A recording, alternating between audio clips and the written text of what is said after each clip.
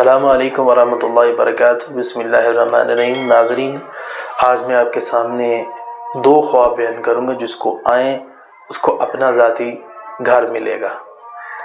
سب سے پہلا خواب یہ ہے کہ جس کو خواب کے اندر یہ چیز نظر آئے نا کہ میں گھر بنا رہا ہوں یا بنا رہی ہوں، تو اگر آلریڈی اس کے پاس گھر نہیں ہے تو وہ گھر بنائے گا، اس کو گھر ملے گا، تعمیر کرے۔ اس طرح دوسرا خواب یہ ہے کہ جو بندہ خواب کے اندر اپنی قبر نکال رہا ہے، اس کی تعبیر بھی یہ ہوتی ہے کہ وہ اپنا گھر بنائے گا، اپنا گھر تعمیر کرے گا۔ یہ دو خواب اتنے اہم ہیں جس بندے کی زندگی میں آئیں، انشاءاللہ تعالیٰ وہ گھر بنائے گا۔ اور اللہ کے نبی صلی اللہ علیہ وسلم کی ایک حدیث سن لیں۔ رسول اللہ صلی اللہ علیہ وسلم نے فرمایا اللہ تعالیٰ سے کھلے گھر کی دعا کرنی چاہیے۔